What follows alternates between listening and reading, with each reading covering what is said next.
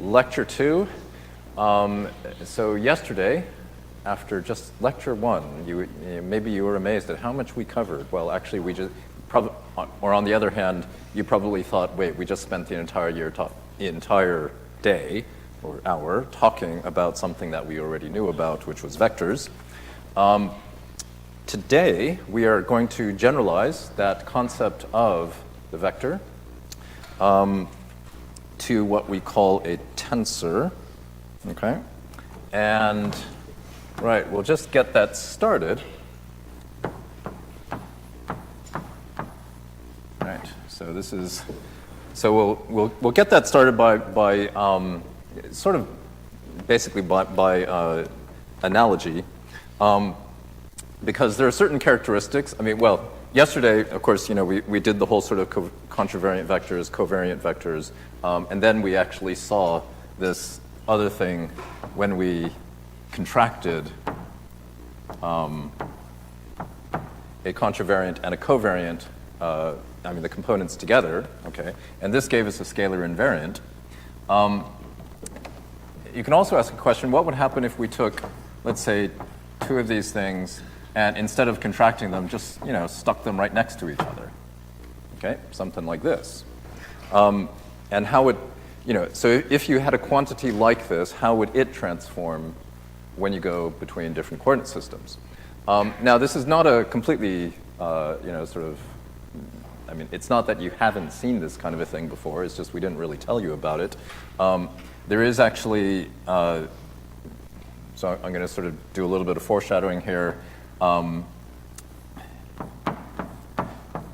This construction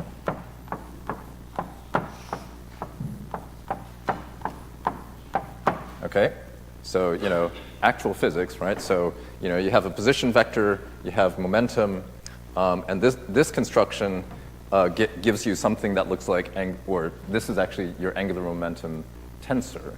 Okay. Now we'll talk a little bit more about what this actually means, I think, at the end of tomorrow.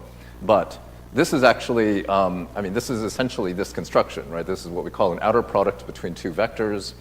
In this case, it happens to be the difference between them, or the antisymmetric combination. But this is actually a construction which we will need to use and to transform between coordinate systems. Okay? So let's go back to this guy, just sort of going back to the abstract. Let's see what happens. So we're going to go from x to x bar again. And now we expect that this will transform A, and we will similarly transform B. Now we know how to do that, of course. We have seen that yesterday with all these derivatives. Let's see. So this is, because this is actually the upper index, you put the x bar on top, right? And you have the I there. Okay, and then you have to make a dummy index, so we'll call that, I just called it A. Okay, so we have A there, right? And then we do something very similar. The x bar, well, I always write these things first, then put in the indices, and hopefully I won't make a mistake, but of course if I do, let me know. Okay. Right, then you just sort of, pull out all these things from the parentheses. You have dx bar I, dxa, dx bar j, dx b, a, b, b, which of course is just c, a, b. Okay, so we have the transformation rule for what we call sort of, well, in this case, rank 2, okay, indicating the number of indices that we're talking about, pure contravariant tensor, okay, and that will have this transformation rule, as written above, so dx, or dx, so I, j, and then put in those dummy indices, right, a, sorry, A, B, C, A, B. Okay. And then we have the, if you're wondering what happens if we have lower indices, right? So we have the covariant tensor where the transformation rule will, not surprisingly, look like this. Okay, so again, put the, have the bar follow where the index is. Okay, then put in your indices. Then put in your dummy variables or your dummy indices, and you have that rule. Okay, and these definitions do not exclude mixing the indices either. So you have a rank 2 mixed tensor.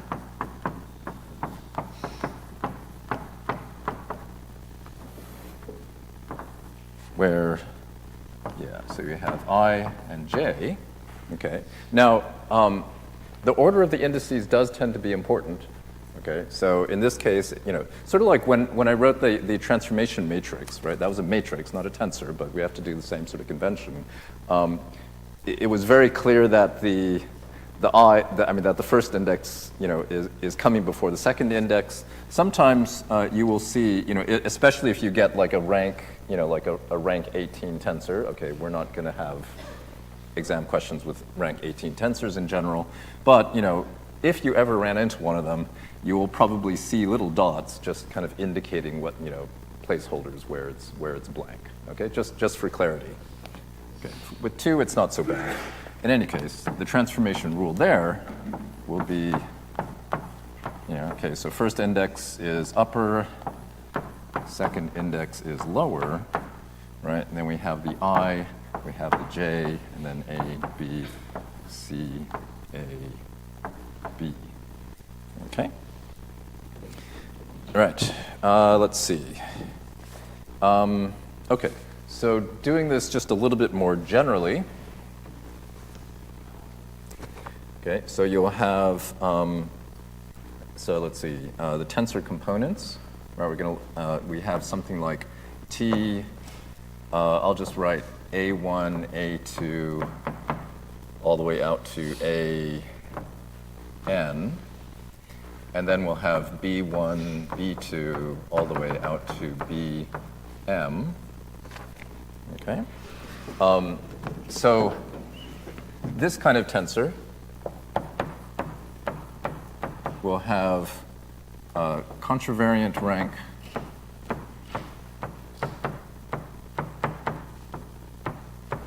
and covariant rank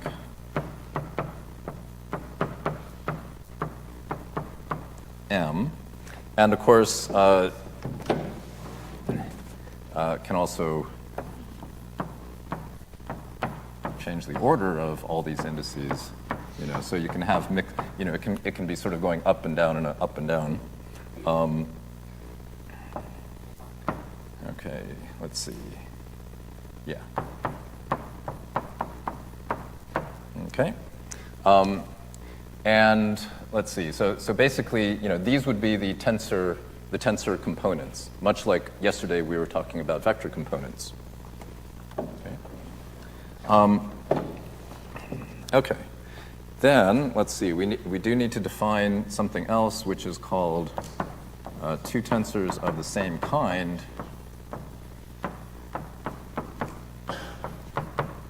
Right? That means same number of indices. Okay? And same type of indices. In some ways, I should say actually same number and type, because obviously the order actually is important. Okay, and then of course the transformation rule, well, this will be tedious. What's great about it, of course, is that you can probably tell exactly where this is going, right? You have so this is T bar A1, A2, all the way to AN, B1, B2, going out to BM. And that is going to be equal to dx bar dx with a1 dx bar dx with an a2, et cetera, et cetera. Then, of course, you do your covariant components with your b1 dx bar b2, et cetera, et cetera. And finally, you get, hanging on the very end, your original, oh, sorry, you have to define your dummy indices.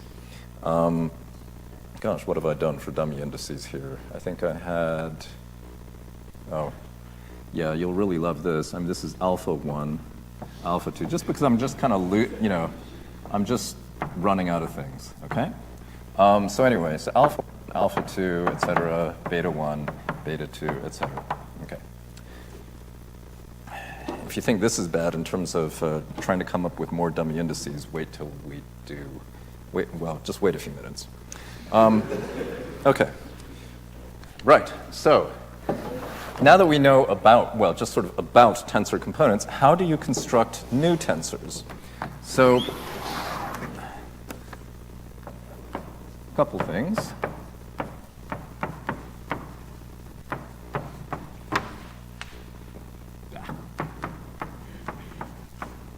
Okay, so one of them, of course, is that tensors of the same kind form a linear space.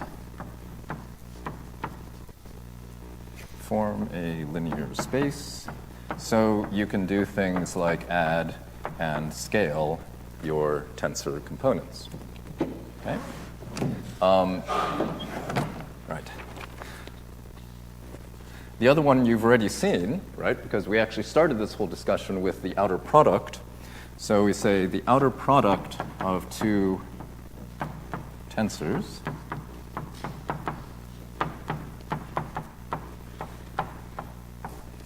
is another one, another tensor, but of course of a different kind.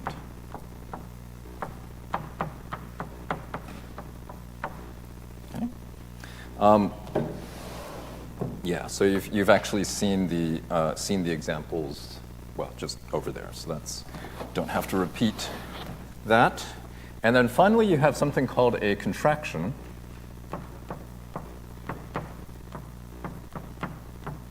Okay, and this is actually where you take something. Let's say you had, tensor components. I, j, k. Okay, so the transformation rule will be this.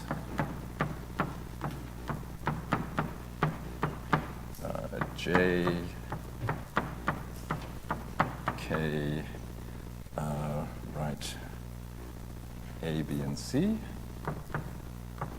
So that's A, B, and C.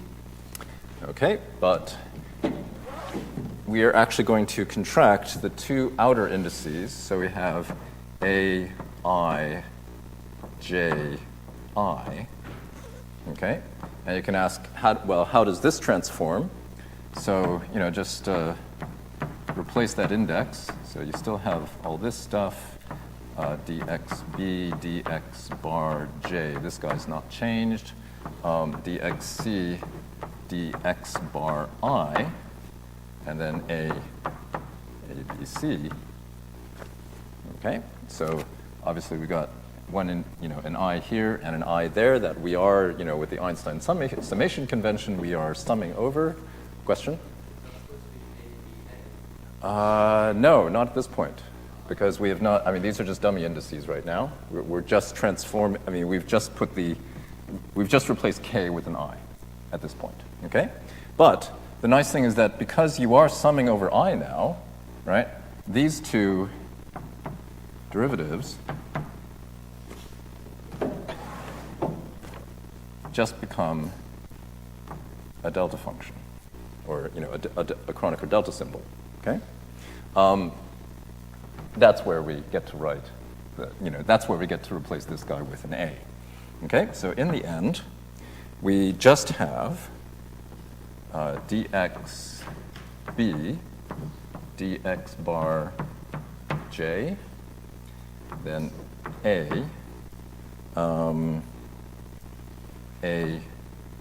B, and A. Okay? So in other words, once you've actually done the contraction, what was your rank 3 tensor now transforms as rank 1.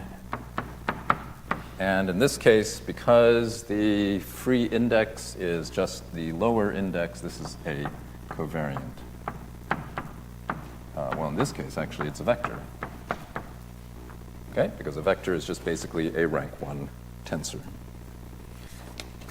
Okay, now, if you thought that was bad with indices, I have to tell you that what I was talking about in terms of lots of indices has not started yet. Okay, we will do that now. Right. Okay, so there's one other useful thing that is kind of, I want to keep in mind. It's called the quotient rule. Now, this is not really how to create, tensors of different kinds or whatever. This is actually about telling whether something is a tensor, or a relatively easier way of telling that something is a tensor without having to sort of prove all these, rules regarding the transformation. So, let's say how it's stated, right? If the contraction of NP functions given by A with appropriate upper and lower indices, okay, with an arbitrary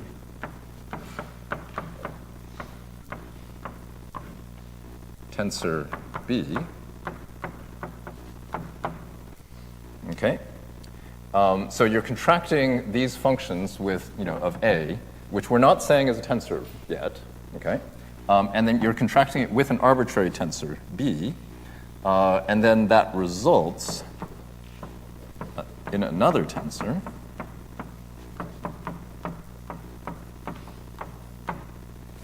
Okay. Then finally, we come to the dramatic conclusion that then A is, in fact, a rank P tensor.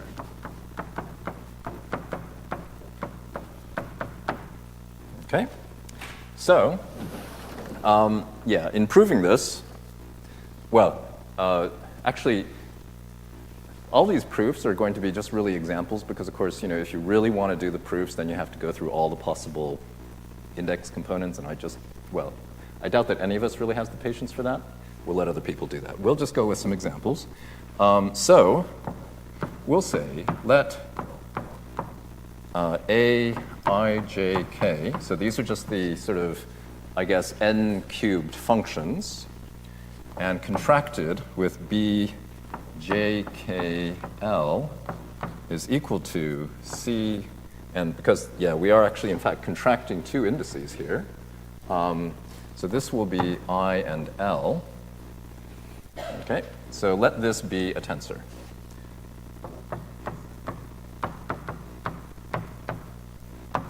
Okay, and this guy is an arbitrary tensor.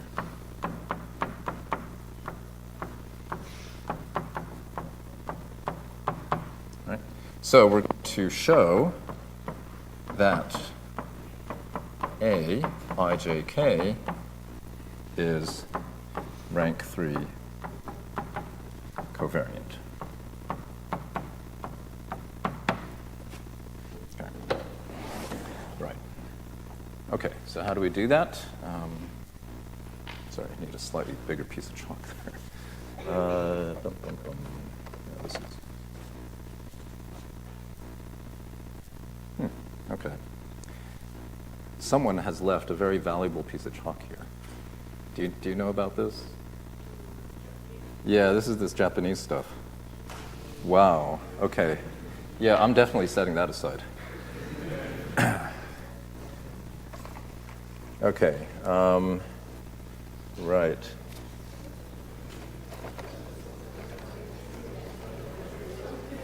You don't know about this? Right, okay.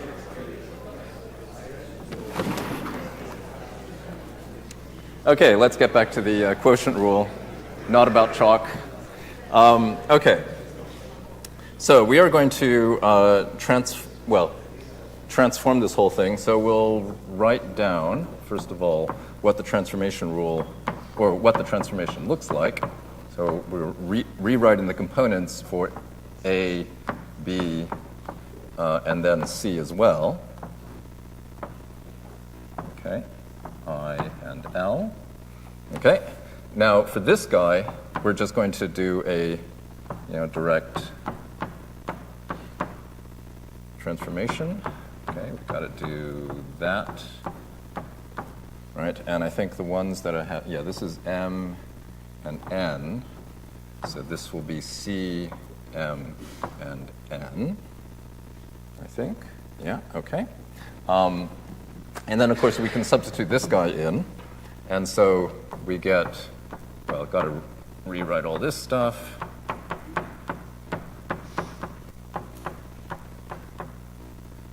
Then we have, let's see, A, M, okay, did I just, no, okay.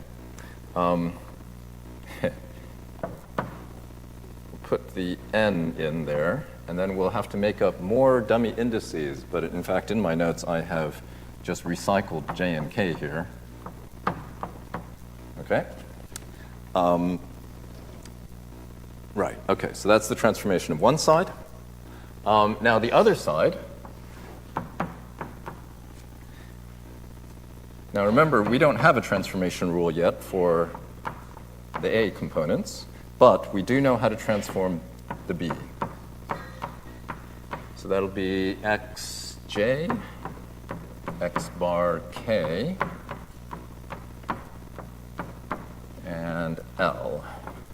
Okay, and then we got to make up even more dummy indices, right, which I think here I just have A, B, and C. Right, then we get B, A, B, C. Okay. Right, now, nice transitive property of equality, which still holds with what we do here. Okay, so this guy is clearly equal to that guy. And what we would like to do is gather the terms, because we want to have some relationship between A bar and this A. The problem, of course, we got these things with all these wonderful indices, but a fair number of them are dummy indices. So you can actually just rename a bunch of dummy indices. And I think I'll just put the magic incantation here. J will go to A, K will go to B, and N will go to C. And what we will end up with, right? I mean, I have to work that kind of stuff in detail in paper. I can't do it in my head, so I'm just going to pretend. Anyway, so we have B, A, B, C, right? Okay, that's pulling that guy out. We then have another factor, which is x bar L over dxc, and then in parentheses, dx bar j, dxa, dx bar k, dxb, and then we have our a bar I, j, k, and minus dxm, dx bar I, A, M, A, B. Okay? Okay. So this looks promising. We can now start, we can think that we'll have a relationship between A and A bar. Still got a little bit of manipulation to go. We have to get rid of that factor, right? And the way that we get rid of that factor is basically to use this same trick that we were doing before, right? You multiply, basically you multiply by another one of these derivatives and you sum over the index. In this case, we have the freedom to sum over L because that was free before. So just in summary of that logic, we multiply by dx bar, dx, then yet another dummy variable. Right? Okay. So we're multiplying with the dx bar L down on the bottom, and then sum over L. Okay. That turns that prefactor into a delta function. So we end up 0 is equal to b, a, b, d, and then that big thing with all the a's in there. Okay? Right. Now, this is where the fact that b is arbitrary comes in. All right? Remember, this is the arbitrary tensor. Okay? And this means we can always just sort of substitute any sort of, kind of, well, at least in terms of constant coefficients, constant components, we can do that. And in fact, we can just basically set b, a, b, d equal to 1, everything else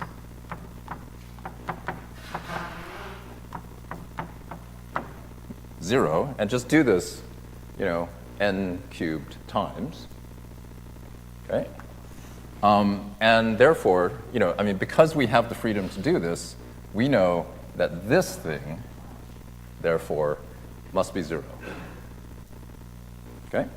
So, it must be identically 0. So we have an equality then of dx bar j dx a and dx bar k dx b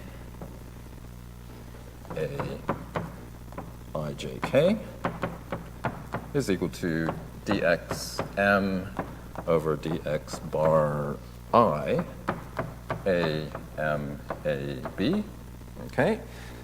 Still, you just sort of feel like this is almost there, right? Because we wanted to have, at least on one side, we just wanted to have the a bar, and then sort of a bunch of derivatives and this. Now, of course, that means we do.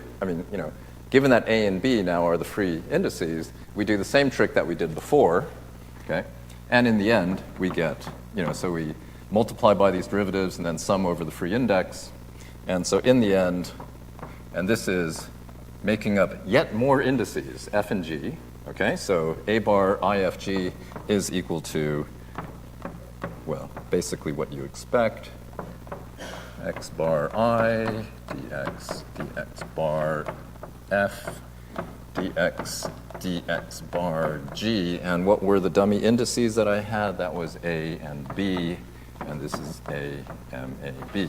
Okay, and therefore, right? Now we have the transformation rule that A ijk is rank 3 covariant. Okay? Now you can reproduce this kind of logic for any other kind of tensor or any other set of n to the p set of components, and then you can apply this quotient rule. But of course, you still have that key point that b is actually arbitrary, which is not always the case. We'll get into that exception a little bit after our tiny little break. Okay? Any questions so far? Or any wrong indices? Yes? If b is arbitrary, how do you show that n is still rank 3? Sorry? If you have zeros in b, would you show that it's generally If I have zeros in B. In B, A, B, then you said it's not very Yeah. Yeah, so basically we're just doing, we're testing this with n cubed versions of B, right? And each one of those versions has a 1 somewhere, and then everything else is 0.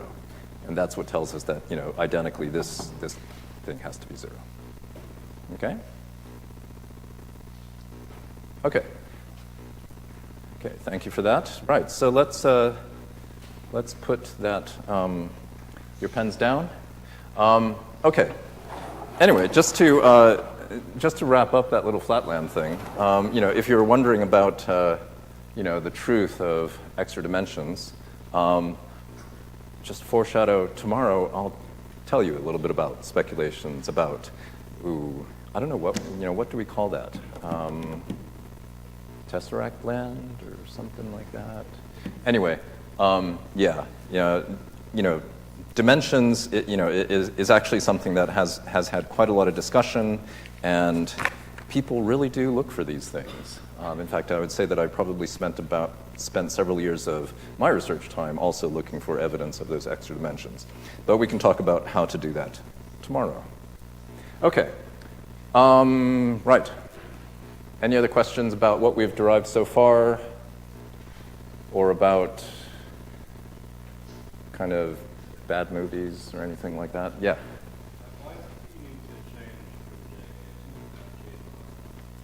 That's because in order to get rid of these guys, I multiplied by 2 more derivatives, right? Sort of, I was doing this little trick, right?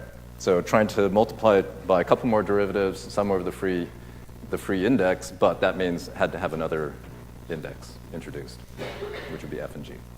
Okay.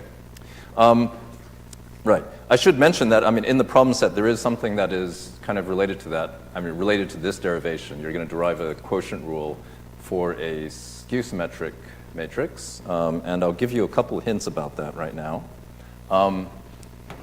Right. So first of all, now, you can pick up your pens now, right? We're going to get back into lectures. Okay. Now, as I mentioned, in the quotient rule, it is important that B is an arbitrary tensor, but let's say it's not completely arbitrary. So, if there are any sort of qualifications on B, then the quotient rule by itself does not actually hold. But, there are still some interesting things we can do with it. So first of all, just a couple definitions. One such restriction is that a tensor may be called symmetric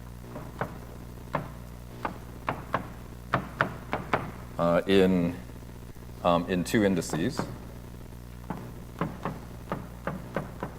Okay, if, for example, let's say Bij, any component Bijk is equal to Bijik. Okay, so this would be symmetric in the first two indices. And then going along with that, a tensor is skew-symmetric. Sometimes you'll called anti-symmetric, but this sometimes is just a little bit more specific, actually. So it's skew-symmetric in those same indices if, let's say, Bijk is equal to minus Bijik. Okay? Right. So let's go look at that quotient rule again. So, from the previous example, we had Aijk Bjkl equal to Cil. But now we will say that B is not actually not completely arbitrary. It's fairly arbitrary. We'll say that this is actually symmetric in J and K. So in other words, the first 2 indices. Okay. Right. So where does this cause a problem? It caused in the derivation that we were doing, right? This is where the problem is, because now it's not completely arbitrary. So every time you set, say, ABD is equal to 1, now you also have to set, so let's see, I'd say, what was that? B, every time we set B ABD equal to 1, must also set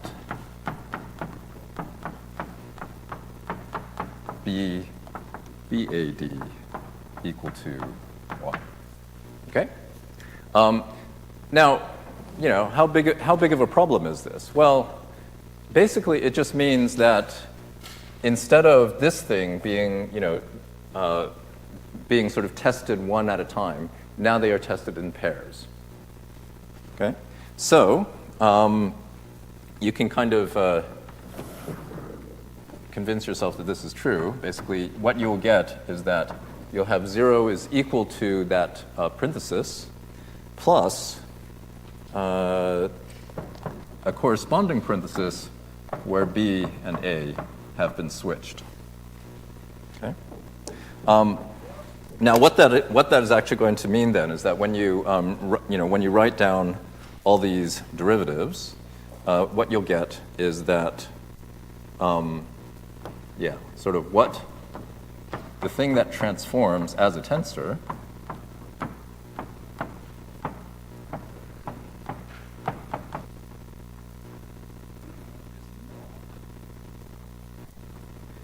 ijk,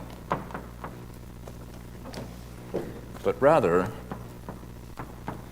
let's see, we have a ijk plus a jik. Okay? So even though the quotient rule doesn't exactly apply in this case because B was not completely arbitrary, you still get something quite interesting coming out of it, which is that you have this symmetric combination of the A components, and that is actually what transforms as a tensor. Okay. Okay. So we have gone over some of the rules of playing with tensors. Now let's talk about a few special tensors. So let's start off with, okay, we're going to start off with this thing that we've been using, and we'll kind of make it look a little bit more tensor-like. We'll actually make a distinction between, so this is the first index, this is the second index. We call this a Kronecker delta. And first, we'll just be very non-committal about it. We'll call it a Kronecker delta symbol. Okay, and that's basically doing the thing that you normally expect for this kind of thing to do, which is that when I is equal to j, then that it's equal to 1, okay? But delta I j is equal to 0 for I not equal to j. Okay? Nice and easy. Right. Well, let's test this to see if it actually transforms as a tensor. So let's write delta, let's do this, right? Okay, we're going to have delta bar. So transformation rule. Okay, and that will be m and n. Here, delta m n. Okay. Right, but we already know what this guy is. I mean, we don't, in principle, we don't yet know what the transformed one is. We know what this guy is. So this is simply del x bar I del x m, and del x m del x bar j. Okay. But we've seen this construction before as well, right? This is just just using the chain rule, you get this back as delta I j. Okay? So in fact, the components of the Kronecker delta symbol, when you transform to another coordinate system, don't change at all. So we say that delta I j is an isotropic tensor. Okay, so doesn't matter what coordinate system you're dealing with. This guy always has the same is always the same construction. And because of this, actually, oftentimes we just don't really bother, as to which index is which, because it actually doesn't matter in this case. So you'll oftentimes, in my notes, I actually just write the indices right on top of each other. Okay. So yeah, that's one of them. But of course, that's not the only Kronecker delta symbol. There's also the one with two lower indices. And you can ask, well, is this isotropic?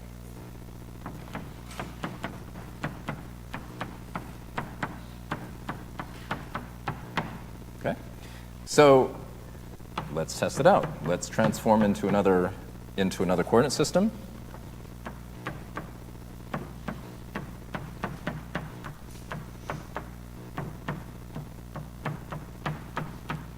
Whoops. Delta m n. Okay. Now, unfortunately, this one, if you were just to sort of, if you were to try to take advantage of the fact that you have a delta symbol here, right? So it makes this m and this n to be the same.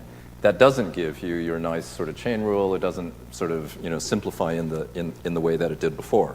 Okay. So we'll write this, and here, because I am actually, we're sort of, well, let's see. Finish writing it first before I say anything.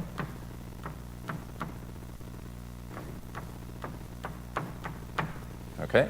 So yeah. So we've applied the delta symbol. So we have m and m here. Because it's not an upper and lower index, that's why it's kind of useful to be explicit that you are in fact summing over them here. And because that doesn't really simplify in the usual way or in the way that we'd like, delta ij with the two lower indices is not an isotropic tensor.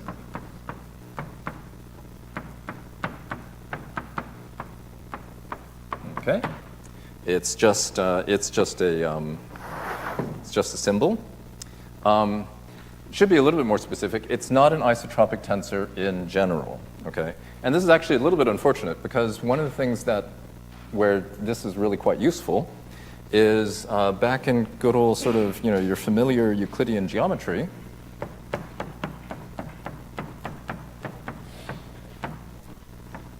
Right, we would define a length.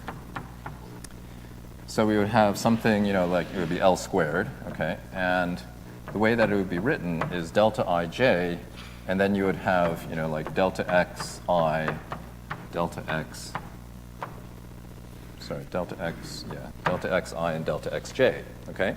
Because, these are just the differences between two vectors or two points, and you're taking the contravariant components.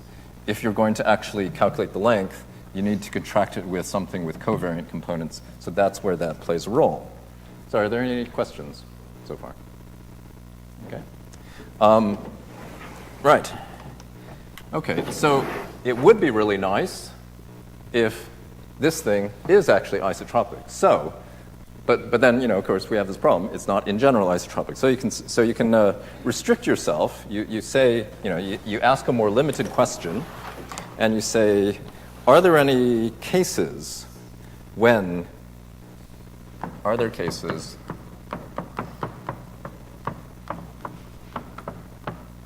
in which delta ij is isotropic? Okay, because this would mean that we can, sort of like what we would like to do in Euclidean geometry, we can write our length expression, and we can use that same length expression in any coordinate system. Okay, so let us consider, because of course this question was thought about a long, long time ago, consider just the linear transformations. Okay, and I'm going to write xi is equal to ai j x bar j plus bi. Okay, so we got all the sort of free indices in the right place. This guy is just some matrix, some transformation matrix. This then gives us dxi dx bar j is equal to a I j. Okay.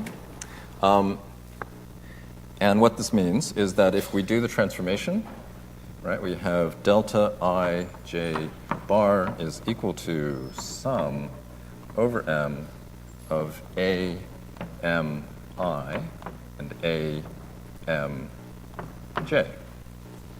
Okay. Right. Now, this may look a little bit more familiar, or this well, because we were saying we want this to actually be isotropic, we'll now say we want this to be equal to delta ij. Okay? So it's really this equation that we're looking at here. It'll look a little bit more familiar if we write this in matrix form.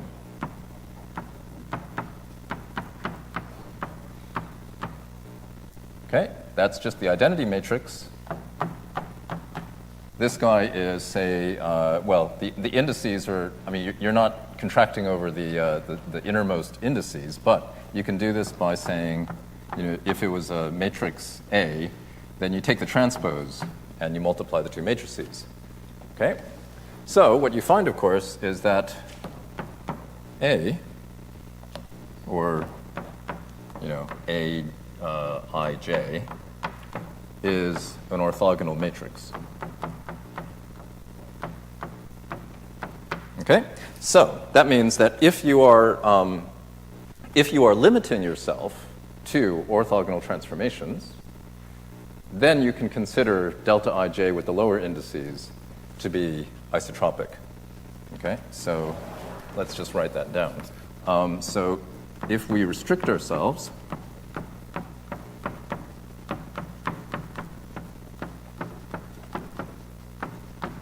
to discussing orthogonal transformations,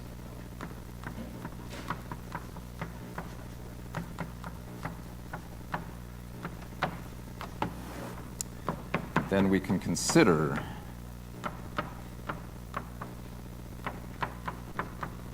delta ij with the two lower indices to be isotropic. Okay? Now, that sounds kind of like, you know, maybe a little bit disappointing because, of course, you think, oh, gee, you know, we were hoping to be as general as possible. Well, you know, actually it turns out these orthogonal transformations, that's things like rotations, also space inversion, okay? So in fact, some of the transformations that we are most interested in are of this form, right? So actually, it's, you know, in practice, it's not as much of a restriction as one might think. There's still a lot of useful stuff in that. And yeah, and in some sense, this actually lines up with your experience of Euclidean geometry, because after all, when we were talking about Euclidean geometry or the sort of Euclidean space with this kind of length element, that's where we had things like rotational symmetry and, you know, symmetry with respect to space inversion, okay? Right, so we will be using that.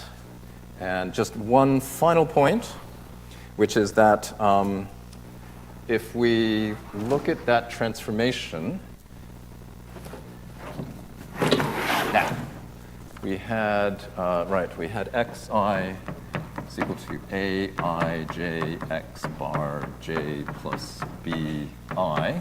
Okay, now you can actually invert this transformation, and what you'll get is x bar k is equal to, let's see, sum I of a I k x I minus sum over I, right, of a I k b I, okay, which then means that dx bar k dxi is equal to a I k, right? Now, notice that something has happened here. If we put these two transformations right next to each other, right? This guy had the proper ordering of indices. The first one was up, the second one was down. This guy, the first one is now down, the second, and this guy is up, right? So we find that this is actually equal to dx I dx bar k, okay? And that means that the contravariant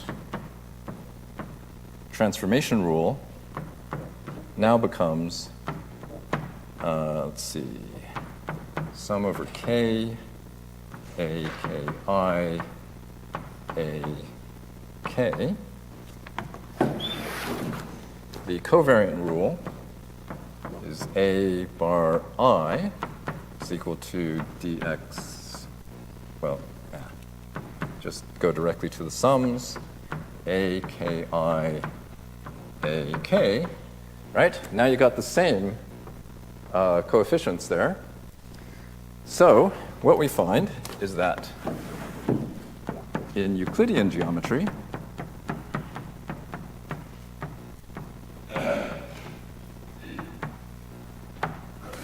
contravariant and covariant vectors, or the components of those vectors, transform in the same way.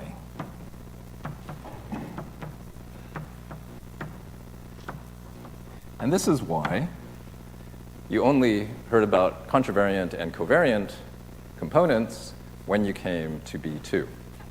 Okay? And we never really bothered you with this before. Okay? Right. Now, so that's fine for Euclidean geometry. Now, if you've been looking ahead, or just took your hint from the fact that you've already done special relativity, we're not really going to be restricting ourselves to Euclidean geometry. We're going to talk about non-Euclidean geometry, but we will start that tomorrow when we start talking about how to generalize this delta ij thing, and therefore that length element that you have up there. How do you generalize that to non-Euclidean geometry? Okay, but that will be